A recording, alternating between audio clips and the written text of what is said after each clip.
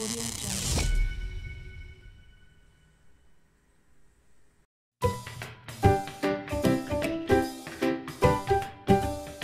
Bismillahirrahmanirrahim. Assalamualaikum warahmatullahi wabarakatuh. Halo semuanya, Bang Teteh, teman-teman. Gimana nih kabarnya, semuanya sehat? Saya harap semuanya baik-baik saja ya.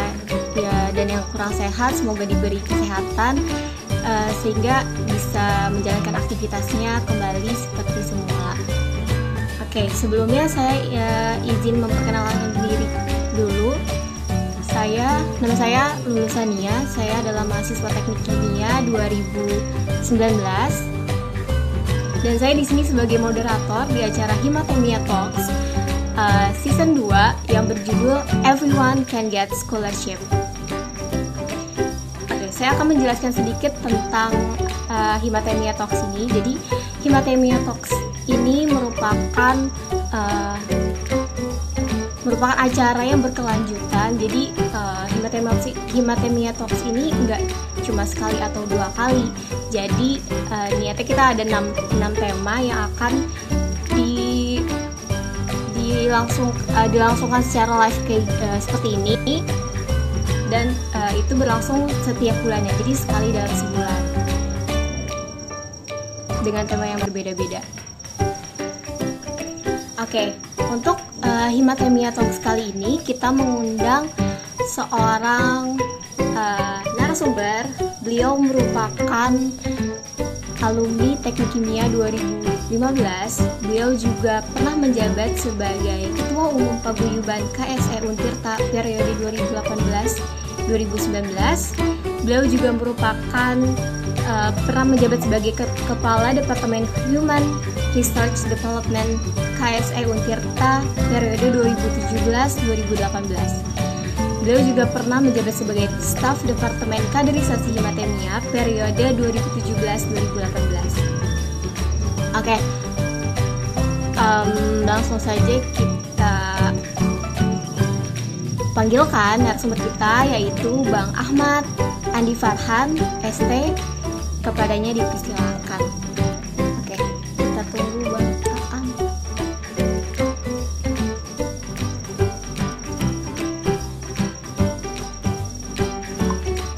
Oke, Bang Aan, boleh.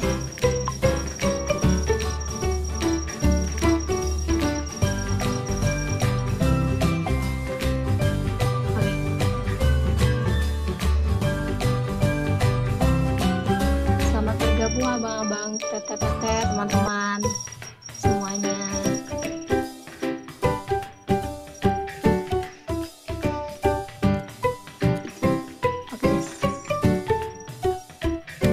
Bang Ana.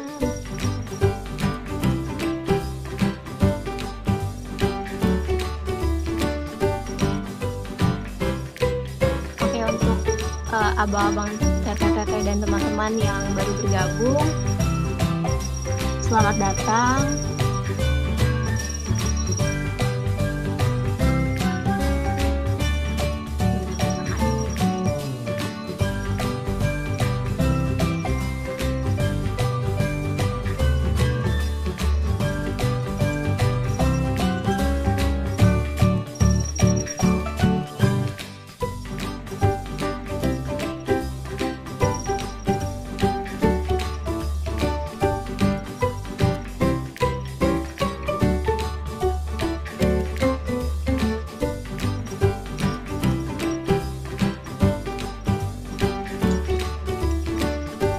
Halo Bang, Assalamualaikum.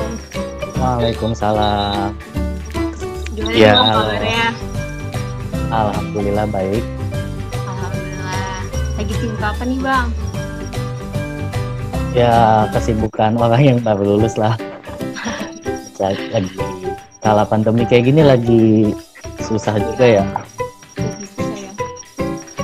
Oke Bang, Ya, lanjut aja ya kita ke acara intinya. Jadi gini Bang, dulu mau nanya-nanya nih ke Abang. Kan Abang Ya. sebagai penerima beasiswa dulu di Teknik Kimia Untirta.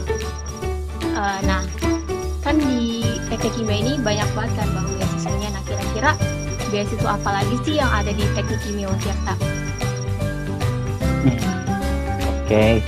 Kalau beasiswa ya secara garis besar itu dibagi dua. Yang pertama itu kita bisa klasifikasiin dulu nih. Yang pertama dari berdasarkan fasilitator atau yang memberi beasiswa. Itu ada dari pemerintah, ada instansi dan yayasan gitu. Dan dari pemerintah itu ada pemerintah pusat dan daerah. Contohnya pemerintah pusat itu kayak Bidik Misi dan PPA. Dan pemerintah daerah itu biasanya ada beasiswa yang dikeluarkan oleh daerahnya. Seperti kalau yang di Jakarta ada KIP kalau nggak salah namanya, dan di Rangkas Bitung itu ada namanya Kawan MIPA. Untuk instansi itu banyak sekali sebenarnya di luar sana yang memberikan beasiswa. Misalnya kayak Jarum, PT Jarum, PT Chandra Asri Petrochemical, PT Tereos itu. Dan yang selanjutnya itu ada beasiswa dari yayasan. Contoh beasiswa dari yayasan itu kayak Yayasan Karya Salemba 4. Terus kita bisa klasifikasiin lagi kalau beasiswa berdasarkan jenis fasilitas yang didapatnya. Fasilitas yang didapatnya itu ada bantuan pendidikan seperti UKT, bantuan finansial yang diberikan secara berkala, dan bantuan penunjang soft skill atau pengembangan diri. Jadi yang membedakan beasiswa yang satu dengan beasiswa yang lainnya itu dari fasilitasnya mungkin ya Bang? Ya, dari selain fasilitas dan kewajibannya sih. Fasilitas kayak pendanaan dan lain-lain, ada nggak sih Bang yang ngebedain beasiswa satu dengan beasiswa yang lainnya gitu? Misalnya Abang kan di KSE nih ya, ada nggak sih perbedaan? Ya, ada jelas perbedaannya sih. Selain fasilitas yang dikasih itu berupa finansial ya, itu biasanya ada beberapa beasiswa yang memfasilitasi tentang soft skill atau pengembangan dirinya. Gitu Bang. Di KSE sendiri, abang kan beasiswa abang kan di KSE ya. Nah, ya. Kalau boleh tahu nih Bang, cara abang untuk mendapatkan beasiswa tersebut gimana tuh Bang? Kayak pengalaman abang nih dari awal abang kayak registrasi sampai ke abang tahap ke pengumuman kelulusannya gitu, bisa diceritain? Ya kalau di KSE sendiri waktu itu saya ketika dapat informasi, pertama itu ada proses seleksi administrasi di sini kayak kita ngumpulin formulir atau data diri ya kayak biodata dan lain-lain, dan kita bikin esai di situ banyak banget yang harus kita bikin. Terus setelah proses administrasi lolos, saya waktu itu ngadepin proses interview. Nah, dan di tahap interview itu ada penyaringan lagi sampai akhirnya saya keterima di KSE. Gitu Bang. Ya nih Bang, jadi kemarin kan kita nyebar Google Form untuk menampung pertanyaan-pertanyaan dari seluruh mahasiswa teknik kimia. Nah, ternyata respon dari mahasiswa teknik kimia 2020 atau mahasiswa baru ini lumayan cukup lumayan cukup merespon gitu. Nah, kalau boleh tahu, kan yang lo tahu tuh beasiswa untuk maba itu hanya ada bidik misi. Nah, ada nggak sih Bang beasiswa yang cocok untuk maba nih, maba 2020? Oh ya, kalau yang saya tahu ya beasiswa itu biasanya hampir semua beasiswa itu bisa kita daftar ketika kita sudah mendapatkan KTM gitu, kartu tanda mahasiswa, dan sudah ada IP-nya. Jadi biasanya beasiswa itu dapat nanti di semester 3 gitu, dapatnya di semester 3 1 tahun periode gitu. Nah, tapi ada beasiswa yang sebenarnya bisa diikutin dari maba, bukan bidik misi aja. Itu di KSE juga bisa, tapi di KSE itu ada namanya rumah belajar KSE. Jadi para siswa SMA yang belajar di rumah KSE itu, di rumah belajar KSE itu, kesempatan buat daftar beasiswa KSE. Jadi dia ketika sudah menjadi siswa dapat kesempatan buat daftar. Nanti ketika dia daftar, dia bisa dapat beasiswa dari maba. Jadi dari semester 1 udah dikasih beasiswa dari KSE sendiri ya Bang? Iya, tapi tetap dia harus ngikutin proses yang sama pendaftar yang lain, yang mahasiswa-mahasiswanya itu. Wah, keren juga ya. Berarti maksudnya rumah belajar di sini itu untuk gimana ya? Maksudnya tuh rumah belajar ini menampung semua teman-teman SMA dari berbagai macam SMA, atau dari satu SMA itu emang ada dibuat rumah belajar gitu, Bang? Soalnya informasi ini kan jarang ya. Dulu juga baru tahu nih. Ya, jadi semua paguyuban KSE yang ada di Indonesia, di tiap-tiap kampusnya punya rumah belajarnya sendiri. Kalau contohnya di Untirta punya rumah belajarnya sendiri yang bisa siswa-siswa SMA bergabung ke dalamnya, dan itu gratis gitu. Siswa-siswa itu belajar di situ gratis, dan tenaga pengajarnya pun dari mahasiswa-mahasiswa yang penerima beasiswa KSE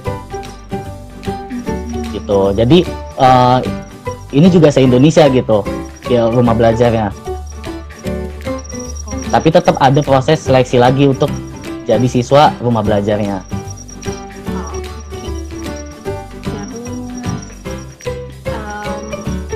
Ini ada pertanyaan nih Bang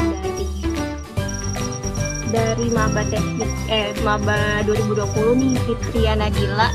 Bagaimana cara membuat esai agar esai yang kita buat dapat diterima dan dapat meloloskan kita ke tahap pendaftaran beasiswa selanjutnya?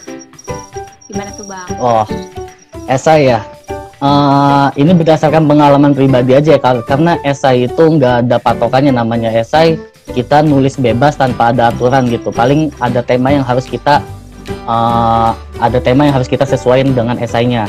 Jadi ketika kita nulis esai, kita coba usahain jujur, jangan memanipulasi data. Terus ketika kita sudah jujur menulis esai itu, buat kalimat atau cerita yang semenarik mungkin di esai itu. Dan biasanya esai itu sebagai bahan pertimbangan si perekrut atau interviewer buat ngeliat nih orang ada nilai lebih nggak gitu. Dan tips terakhir, sertakan problem solving dan result. Jadi mungkin ketika ada tema esainya alasan kenapa saya layak, ya kasih problem di situ, kasih solvingnya kita tawarkan, dengan kasih result dengan kita tulis semenarik mungkin. Contohnya tuh seperti apa sih Bang? Oke. Misal kenapa ada biasanya esainya itu ada yang kenapa Anda layak atau alasan penggunaan beasiswa. Misal saya ambil contoh alasan penggunaan beasiswa. Saya ambil contoh kita kasih problem di situ. Kita lagi ngalamin problem apa sih sehingga kita mau mendaftarkan beasiswa KSE gitu. Nah, di problem itu kita kasih solving, misal kendala finansial. Tapi kita kasih solving apa nih? Selama ini kita ngatasin kendala finansial itu apa? Gitu.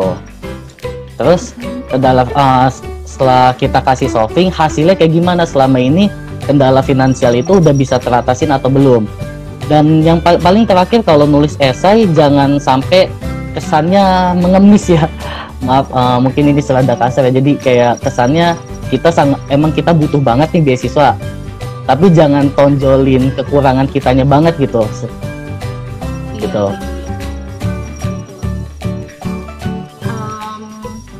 Jadi Bang kan beberapa beasiswa yang lo tahu tuh ada tanggung jawab yang kita pegang gitu ya Bang. Kalau KSE sendiri itu ada nggak sih Bang kayak tanggung jawab apa yang harus kita pegang gitu selama dapat beasiswa KSE ini? Ya, kalau di KSE sendiri tanggung jawab yang harus kita pegang itu memenuhi hak dan kewajiban dari paguyuban dan yayasan. Mungkin sedikit ngejelasin ya, kalau paguyuban di sini itu komunitas atau organisasi buat koordinir mahasiswa-mahasiswa penerima beasiswanya gitu dari tiap-tiap kampusnya. Nah, di paguyuban sendiri punya aturan, di yayasan juga punya aturan dan hak kewajiban. Jadi kalau untuk tanggung jawab sebagai penerima beasiswa itu ya kita harus bisa memenuhi hak dan kewajibannya. Contohnya harus pelaporan, dia nggak boleh telat tiap bulannya. Ada sistem pelaporan gitu loh, pelaporan penerimaan beasiswa, Itu penerimaan pakai, fasilitas sih. surat gitu, semacam surat atau gimana? Bikin surat. Online, jadi di situsnya ketika beasiswa kita udah masuk tiap bulannya itu kita lapor, dan itu ada sanksi yang cukup berat sih ketika kita telat laporan gitu. Gitu. Jadi ada nggak sih bang kayak name-nya kode sih IP-nya itu harus biar 3 atau soal biar 3 gitu, ada nggak bang kalau dikasih? Oh, kalau di beasiswa lain mungkin ada ya, cuma setahu saya di KSE itu nggak ada IP minimal berapanya untuk daftarnya gitu, nggak ada berapa minimal IP-nya. Oh, jadi IP berapapun boleh daftar gitu ya bang? Ya. Oke. Terus sih bang, ada pertanyaan lagi nih dari Teh Hairnisa Amatia Oktaviani angkatan 2018. Bagaimana tips dan trik dalam melakukan interview pada proses pendaftaran beasiswa? Wah, Itu, Bang. bagus pertanyaannya. Tips dan trik interview ya yang saya alamin dan yang saya lakuin saat itu, yang pertama pastiin dulu kita udah menggali diri kita sendiri gitu, dari mulai kekurangan, kelebihan. Jadi gimana caranya si interviewer kenal diri kita kalau kitanya nggak kenal diri kita sendiri gitu. Jadi setelah udah memastikan kita kenal dengan diri sendiri, baru masuk ke tahap selanjutnya. Pastikan ketika interview kayak gitu adanya kontak mata ketika ngomong. Dan selanjutnya ketika sudah memenuhi hal itu, kita buat cerita semenarik mungkin, sebisa mungkin itu jawaban yang kita lontarkan atau cerita yang kita kasih ke interviewer itu menarik gitu. Soalnya rata-rata yang saya tahu interviewer itu banyak yang fokus tentang dari cerita kita tuh fokusnya tentang problem solvingnya itu loh. Dia coba pengen ngeliat nih dari setiap jawaban kita gimana sih cara nanggepin ketika kita ada masalah gitu. Jadi kita buatlah cerita itu semenarik mungkin. Untuk interview sendiri tuh biasanya kita tuh datang langsung ke tempat atau via kayak video call gini bang? Oh ya. Sewaktu saya kuliah 2 tahun dan 1 tahun yang lalu itu masih offline. Biasanya kalau di KSE sendiri untuk interview itu ada regionalnya. Kalau Jabodetabek misal tuan rumahnya di mana, di UI, IPB atau UNJ kayak gitu, dan regional Jawa Tengah, Jawa Timur ada lagi. Tapi khusus tahun ini, penerimaan tahun ini dikarenakan pandemi kayak gini, kita interviewnya itu online. Oh, online. Kayak gitu. Jadi interview itu juga di ininya serentak gitu ya bang? Diadainnya serentak? Ya, biasanya ada rentang waktunya dan diadainnya serentak. Oh, oke. Mau bilang nih untuk teman-teman atau abang dan teteh ingin bertanya, silakan boleh kirim pertanyaannya di kolom komentar di bawah ya. Terima kasih. Oke deh bang, mau nanya lagi, tadi kan di beasiswa KSE itu ada paguyuban ya bang. Nah, dari paguyuban itu sendiri itu untuk apa sih bang sebenarnya? Fungsi utamanya ada paguyuban sebenarnya buat ngekoordinasiin antara penerima beasiswa di tiap kampusnya gitu. Jadi dia ngekoordinir kayak ada masalah apa nih. Awalnya sih fungsinya sebatas itu, tapi mulai seiring berjalannya waktu berkembang sampai fungsinya memfasilitasi pengembangan diri dari penerima beasiswanya. Jadi di paguyuban itu ada kegiatan-kegiatan yang sifatnya buat pengembangan diri sih. Jadi kayak himpunan, kayak mungkin di teknik kimia sendiri kan ada Himatemia, itu wadah aspirasinya teknik kimia. Nah, kalau di KSE sendiri ya itu ada paguyuban sebagai wadah aspirasi dan wadah pengembangan dirinya mahasiswa yang penerima beasiswa KSE-nya. Tapi itu salah satu keunikan dari KSE ini Bang, ada paguyuban kayak gitu. Nah, paguyuban Ya, berarti paguyuban itu juga di apa ya? Di diawasi juga kan Bang sama yayasan gitu. Jadi nggak berdiri ya, sendiri gitu. ya. Jadi paguyuban juga ada garis koordinasinya dan diawasin juga sama yayasan, kayak gitu. Oke Bang. Hmm,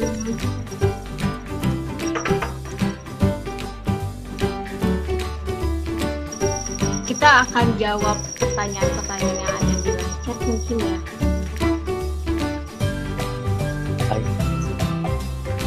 Ini ada pertanyaan dari Teh Cindy Silvi. Bang, nanya dong Bang, kalau untuk interview ada pertanyaan terkait kepribadian yang mau diubah, kalau menurut Abang jawabannya harus apa? Gimana? Tadi kurang kedengeran. Gini Bang, mau nanya dong Bang, kalau interview ada pertanyaan terkait kepribadian yang mau diubah, kalau menurut Abang jawabannya harus kayak gimana? Jadi waktu itu mungkin Teh Cindy ini lagi interview terus ada pertanyaan mengenai kepribadian yang harus diubah gitu, yang mau diubah. Ya, buat jawab itu bakal beda-beda ya. Makanya tadi saya bilang sekedar trik dan tips buat interview itu pastikan kita kenal sama diri sendiri dulu gitu. Jadi buat kepribadian yang mau diubah, kita harus tahu dulu nih kepribadian yang selama ini apa ya, ngehambat kita buat berkembang, kepribadian yang kayak gimana gitu tuh. Jadi mungkin jawabannya juga tergantung pribadi tiap orang ya. Tapi kalau bisa kita coba cari tahu kepribadian yang selama ini bikin ngehambat kita untuk maju gitu.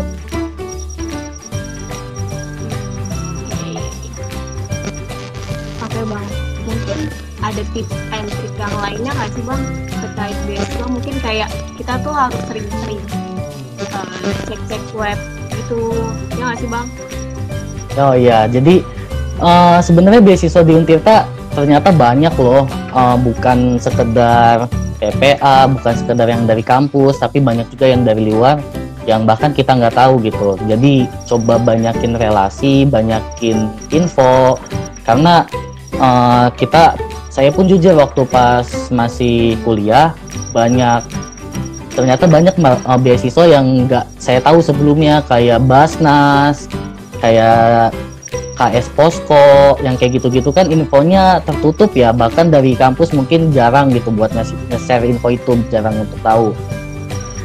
Jadi sekedar tips mungkin banyakin cari info sih, dan sebelum seiring berjalannya cari info pun kita siapin dulu gitu.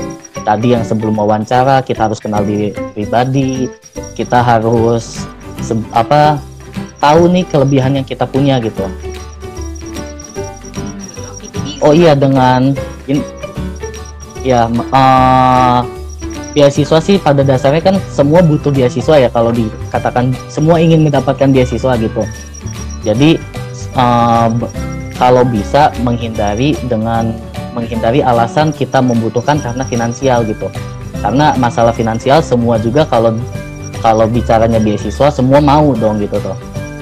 Tapi yang permasalahan di sini kita coba cari nilai positif atau nilai lebih dari diri kita yang nggak orang lain punya.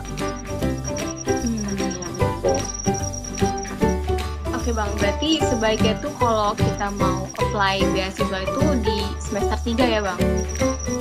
Ya, kalau di KSE sendiri sih itu dari semester 2, dapatnya di semester 3. Oh, jadi dari peralihan genap ke ganjil. Biasanya tuh pembukaan pendaftaran.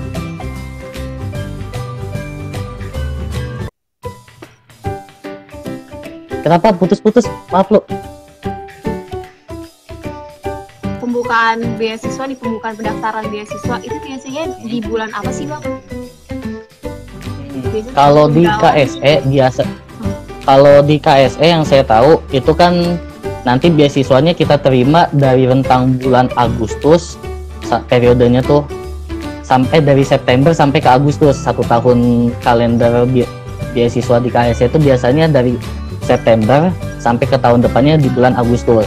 Jadi pendaftarannya biasanya di sebelum itu. Biasanya juga sering di bulan Februari, Maret, sampai nanti sebelum Agustus itu finalnya udah ada nama-nama yang lolosnya. Oh, jadi berarti harus sering cek website-nya mungkin ya Bang? Atau Ya, di IG Himatemia juga biasanya suka diberitain ya, suka diinfoin. iya. Kalau sekarang sih untuk informasi tentang KSE udah mudah ya di Untirta, karena di Untirta sendiri udah 5 tahun kita ada beasiswa KSE. Soalnya waktu saya masih kuliah dulu dan mendapatkan beasiswa KSE itu masih minim informasinya, karena baru 2 tahun ada di Untirta, dan itu belum adanya paguyuban juga lagi di Untirtanya sendiri. Oh gitu. Berarti paguyuban itu nggak hanya dari, berarti paguyuban itu paguyuban Untirta gitu ya Bang, nggak dari teknik aja gitu kan? Iya, itu anggotanya bukan dari teknik aja kok, jadi dari 3 kampus yang ada di Untirta, di kampus Serang, kampus A, kampus B, dan kampus C gitu. Wow. Berarti selain dapat beasiswa, kita juga dapat soft skill lain-lain ya di paguyuban. Oh iya, di KSE pun ada pelatihan-pelatihan nasional sih yang difasilitasi nama KSE. Seperti apa? Jadi pelatihannya ada 3 jenis pelatihan leadership, entrepreneur, dan teknologi for Indonesia namanya. Jadi kalau pelatihan leadership itu, dan itu skalanya nasional, pesertanya secara nasional. Kalau leadership itu biasanya untuk ikut ke pelatihan itu dipilih random sih biasanya. Tapi kalau untuk teknologi for Indonesia dan entrepreneur biasanya itu kita mendaftarkan diri dengan proposal. Kayak analoginya kayak ini loh, PKM, kayak PKM-nya anak-anak KSE gitu.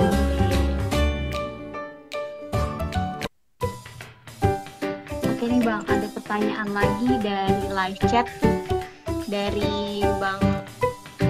username ADR Noval, Bang Adrian. Bang, ada nggak sih kesalahan yang sering dilakukan saat seleksi beasiswa? Kalau ada, apa tuh Bang? Biar kita nggak ngelakuin kesalahan yang sama. Oke Bang, boleh dijawab.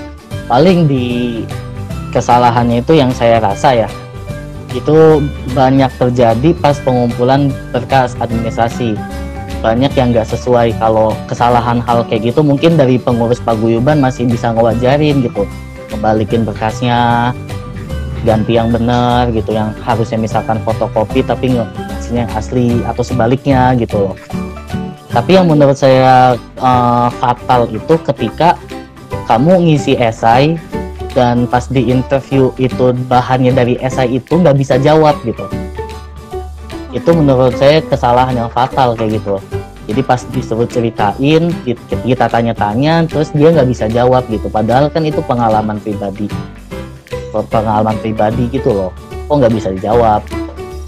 Berarti rata-rata tuh yang interview itu berdasarkan esai yang dia buat ya Bang? Kalau di KSM kayak gitu. Cuma kalau di paguyuban di beasiswa yang lain saya kurang tahu ya. Oke. Begitu Bang Adrian. Oke nih Bang, pertanyaan selanjutnya. Kan Abang dapat beasiswa KSN. Terus ada nggak sih perubahan yang Abang rasain sebelum dan sesudah Abang mendapatkan beasiswa? Ada nggak sih Bang? Oh, perubahan ya. Paling perubahan yang bener-bener kerasa sih, bener-bener ngerasain amanah itu kayak gimana sih. Amanah terhadap beasiswa, amanah terhadap kuliah, dan amanah terhadap organisasi yang saya ikutin gitu. Jadi waktu itu juga karena pelatihan-pelatihan yang diberikan KSE sih, kayak pelatihan leadership, dan waktu itu pelatihan AKMIL langsung dilatih oleh militernya sendiri. Jadi kita diajarin buat tanggung jawab gitu. Itu pelatihan itu diikuti sama semua penerima beasiswa KSE gitu bang? Perwakilan dari tiap-tiap kampus se-Indonesia. Jadi waktu itu benar-benar ditempa masalah kita harus jadi yang orang yang bertanggung jawab dan amanah gitu. Dan ketika selesai pelatihan dan ketika telah mendapatkan beasiswa, lebih semangat buat gali potensi diri sih, kayak cobain hal-hal baru gitu.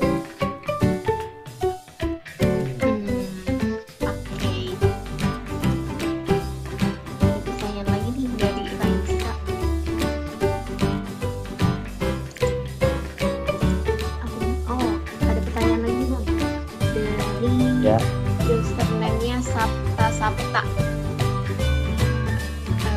Jadi perannya itu, jika kesalahan tersebut terulang, solusi yang kita lakuin sebaiknya gimana bang? Oh mungkin tadi yang pertanyaan tadi kali ya bang. Jadi jika ada kesalahan tersebut terulang, solusi yang kita lakuin baiknya apa ya bang? Coba bang. Kesalahan dalam hal apa dulu ini pertanyaannya? Tadi kali ya bang, pertanyaan yang dari siapa tadi?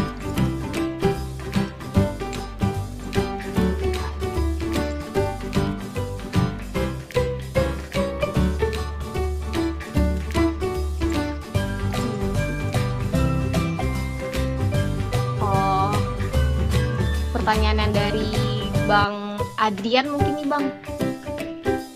Ya.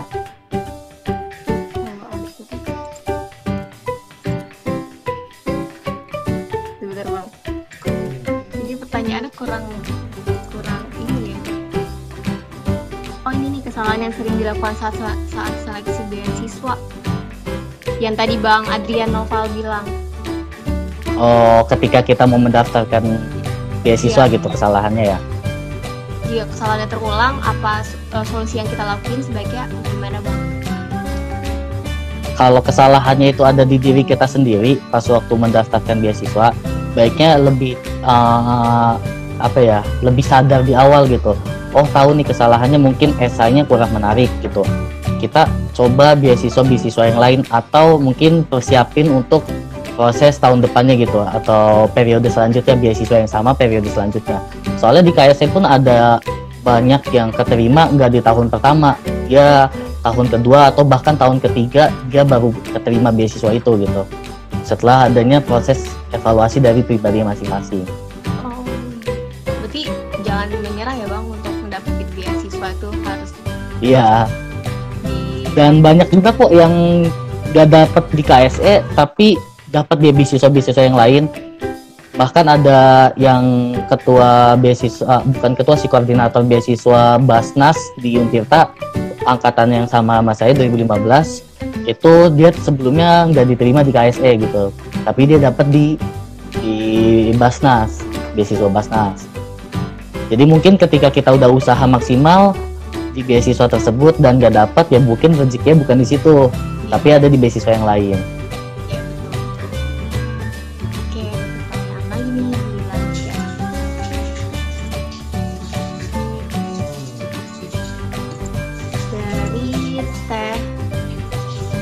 Dari username-nya Aznia Riasa.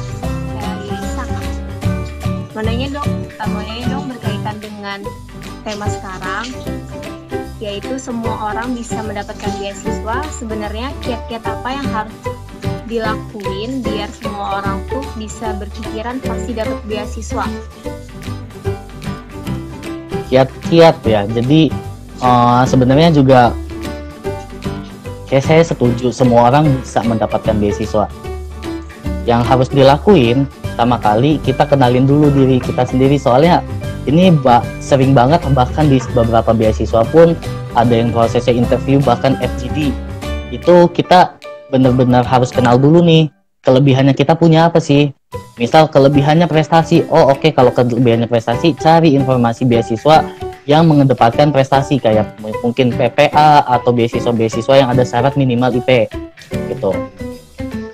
Kalau misalkan kelebihan kita di bidang yang lain, kelebihan kita misalkan di bidang soft skill, oh coba kita cari beasiswa yang nggak ada syarat IPK, tapi yang beasiswa ngedepanin kegiatan-kegiatan kemahasiswaan, mungkin cari yang kayak gitu. Jadi sebenarnya semua bisa dapat beasiswa, tapi strateginya itu loh. Makanya tadi di awal saya jelasin kalau ada jenis-jenis beasiswa.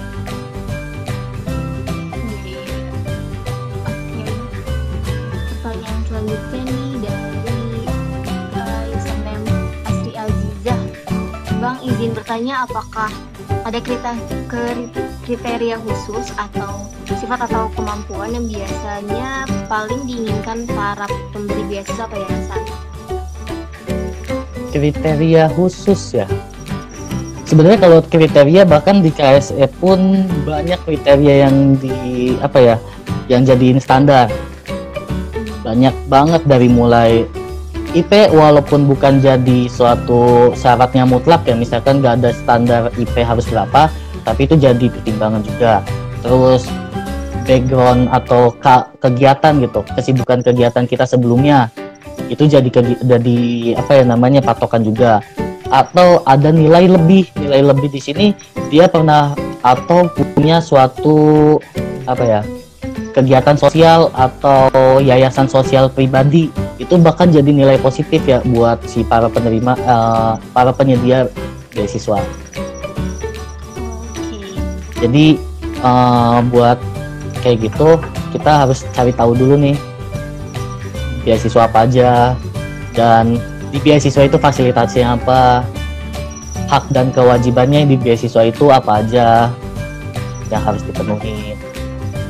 Ada kok beasiswa yang nggak ada hak dan kewajiban yang harus kita penuhi, dia langsung ngasih bantuan finansial gitu aja. Bahas beasiswa yang seperti apa tuh Bang?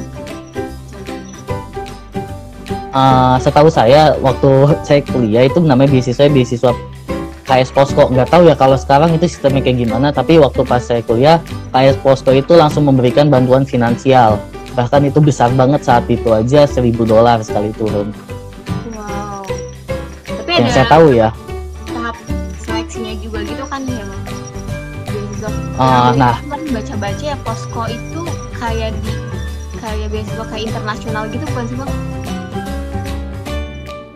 Informasi tertutup sih, waktu saya kuliah pun itu tahu-tahu udah ada penerimanya aja, kita nggak tahu itu informasi dari mana gitu. Oh tapi nah, ada makanya penerimanya di teknik kimia sendiri gitu? Teknik kimia sih ada, di angkatan saya ada, dan kita nggak tahu itu dapat dari mana gitu informasi itu. Berarti harus sering-sering, bener tadi ya, kayak sering-sering nyari sendiri gitu, sering-sering nyari mata ya informasi tentang beasiswa. Oke nih Bang, ada pertanyaan lagi dari username-nya Ananda Rizky Utami. Oke Ananda, Bang, waktu itu BEM Unif pernah ngadain kegiatan sosialisasi beasiswa ya Bang, itu kegiatannya seperti apa Bang? Oh ya, waktu itu BEM Unif ngadain kegiatan sosialisasi beasiswa. Jadi di situ tuh perwakilan dari tiap-tiap beasiswa yang ada di Untirta dikumpulin dan kita sosialisasi bergantian. Waktu itu yang datang kalau nggak salah ada dari KSE, Bidik Misi, Chandra Asri, Jarum, Basnas, terus seingat saya ada itu. Jadi kegiatannya unik sih, jadi kita ngumpulin yang penerima-penerimanya, kita sosialisasi ke mahasiswa, dan buat yang para penerima beasiswa pun ada momen sharingnya loh. Oh ternyata di beasiswa ini kayak gini loh sistemnya, oh ternyata di beasiswa yang kayak gini gitu loh. Unik tuh, mungkin bisa jadi referensi kegiatan himpunan selanjutnya ya. Menurut saya buat sosialisasi kayak gitu kan perlu kan teman-teman. Bahkan saya ketika bicara persyaratan pun bisa aja berubah sewaktu-waktu gitu. Jadi ada baiknya ngundang yang lagi masih aktif jadi mahasiswa, dan perwakilannya yang menerima di beasiswa lain itu dikumpulin dan sosialisasi. Iya, boleh nih ya. Kegiatan ini mungkin bisa nanti di tahun-tahun berikutnya diadain lagi ya Bang ya. Iya. Bisa kita biar mahasiswa yang lainnya juga tahu macam-macam. Iya, soalnya juga di BEM Univ waktu itu BEM Univ cuma sekali doang ngadain kegiatan itu. Di tahun depannya saya tunggu juga nggak ada kegiatan yang serupa gitu. Sayang banget ya, padahal bermanfaat nih. Iya. Oke Bang.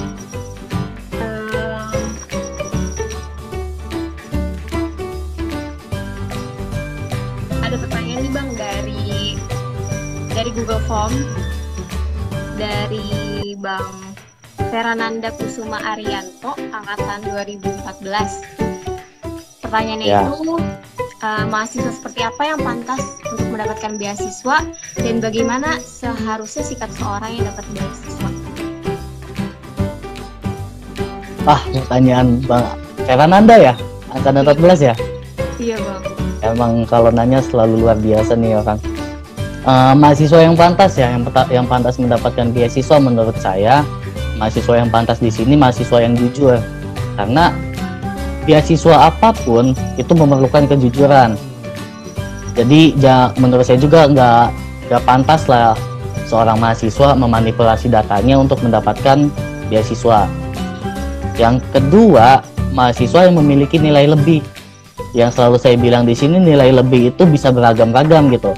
Ketika nilai lebih dari kita itu masalah prestasi berupa indeks kumulatif atau IPK ya, itu kita bisa nyari beasiswa yang serupa, yang persyaratannya mengedepankan IPK. Ketika kita mempunyai nilai lebih, punya kegiatan-kegiatan sosial atau yayasan sosial, ya kita cari beasiswa yang memfasilitasi hal itu. Itu jadi nilai lebih untuk dirinya pribadi. Itu menurut saya mahasiswa yang pantas untuk mendapatkan beasiswa.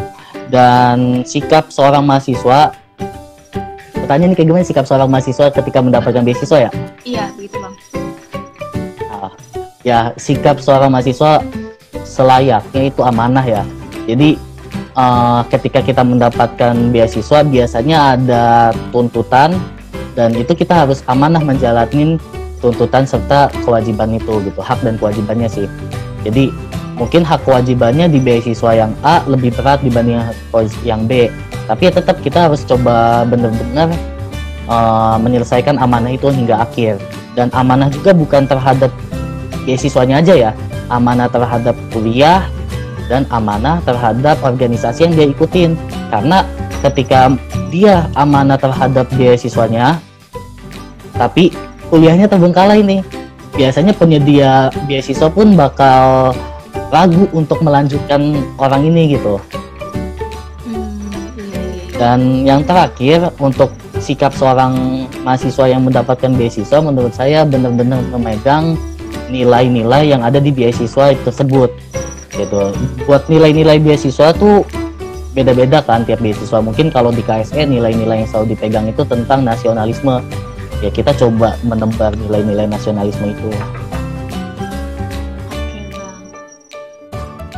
Kita jawab lagi pertanyaan dari Bang username mnoval.anwar. Bang Noval, Bang biasanya setelah dapat beasiswa itu ada surat buat mempertahankan IPK. Kiat buat mempertahankan IPK di tengah kesibukan gini gimana Bang? Satu sih penyakit yang susah dihindarin mahasiswa, males. Ya kalau bicara kesibukan, semua mahasiswa sibuk sih. Ada yang sibukannya di luar organisasi, ada yang bisnis, ada yang kegiatan-kegiatan sosial gitu loh. Jadi di luar hal itu ya kita coba buat amanah masalah kuliah. Ya udah, jangan males. Kan satu hari 24 jam. Ini Noval yang nanya ya? Iya. Ya sehari 24 jam ya bisa lah dibagi waktu untuk benar-benar belajarnya.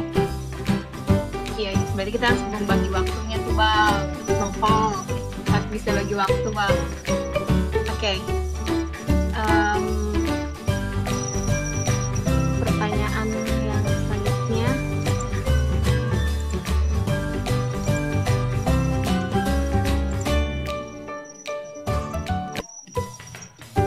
Ya soalnya kalau di KSE juga mungkin kendala yang bagi anak-anak teknik nih ya, karena kan pusat kegiatan KSE di Untirta sendiri itu ada yang di kampus A ya, di Serang.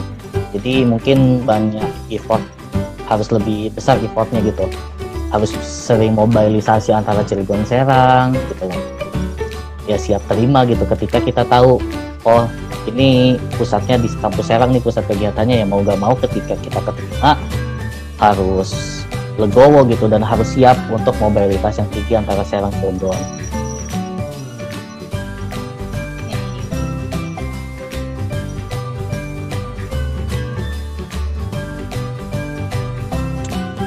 Dengerin Pal. Tuh Bang Nopal, jangan males-males Bang, harus bisa bagi waktu. Oke Bang, ada nggak sih Bang kata terlambat buat ngedapetin beasiswa?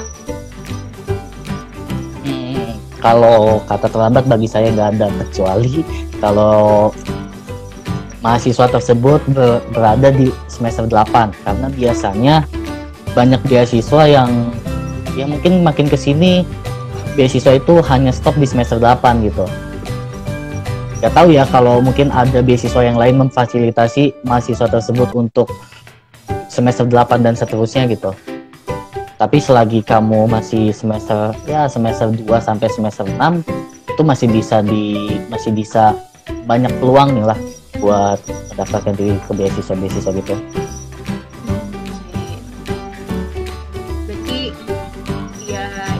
Pantang menyerah lah ya Bang, kalau misalnya kita nggak lolos nih di tahun pertama, mungkin coba lagi di tahun kedua gitu ya Bang. Iya, bahkan teman di KSE saya pun ketika menjalani paguyuban itu banyak kok yang keterimanya di tahun kedua dan nggak langsung di tahun pertama dapat.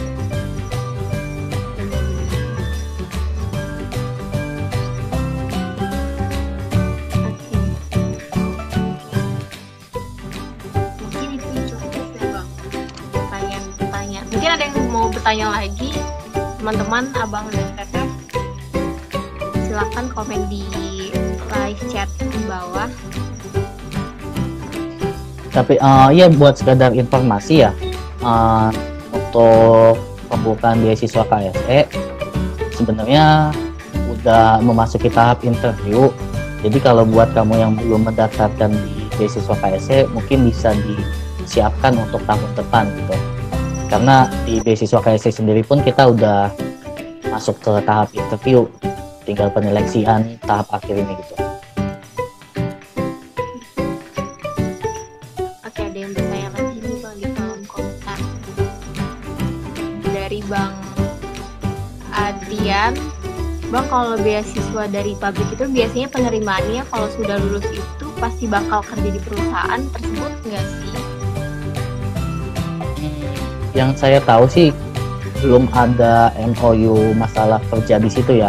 Tapi yang saya tahu di Chandra Asri, teman saya dapatkan beasiswa itu di MOU-nya itu berkesempatan untuk kerja praktek atau magang di Chandra Asri. Karena untuk kerja praktek di sana mungkin teman-teman yang udah kerja praktek itu ngerasain susah banget ngedapetin perusahaan yang dapat izin perusahaan untuk kerja praktek di sana gitu. Jadi khususnya buat beasiswa Chandra Asri itu menurut saya worth it banget mendapatkan kesempatan untuk kerja praktek di sana. Jadi itu salah satu kelebihannya ya kalau kita mendapatkan beasiswa dari suatu pabrik gitu ya. Iya, kelebihannya di situ sih. Cuma mungkin Tereos ya, saya belum tahu lebih lanjut sih beasiswa Tereos itu kayak gimana. Tapi ngelihat di teknik kimia sendiri banyak banget yang mendapatkan beasiswa Tereos tuh. Mungkin bisa ditanya-tanya gitu di beasiswa Tereos kayak gimana. Ada nggak sih MOU kita bisa kerja di sana gitu? Mungkin teman-teman ada yang lagi nonton nih, yang atau Abang dan Teteh yang pernah dapat beasiswa dari Tereos, gimana nih Bang Teh? Ya mungkin ada teman-teman di sini yang nonton yang udah dapat beasiswa Tereos, bisa di-share.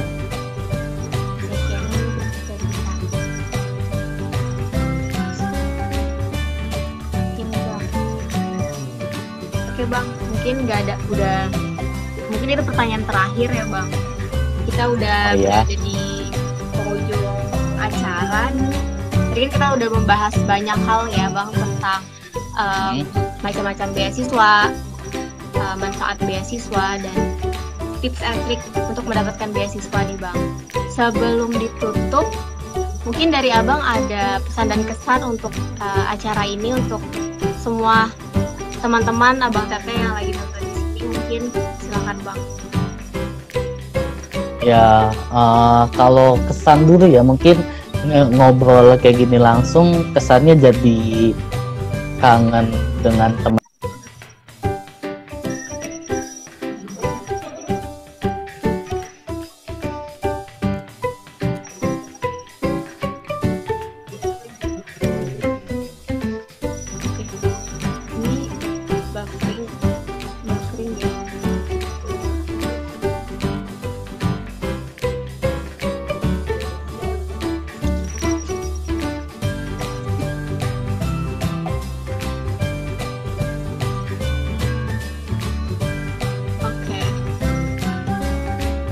Ada kesalahan teknis, maaf teman-teman.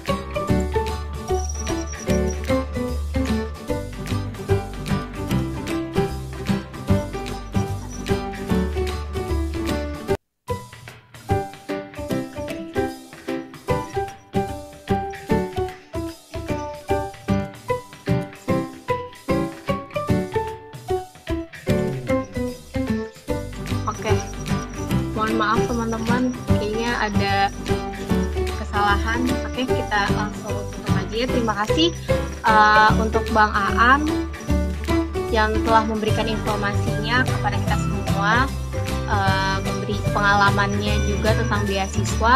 Terima kasih juga kepada teman dan Abang Teteh yang telah antusias mengikuti dan menonton acara ini hingga akhir.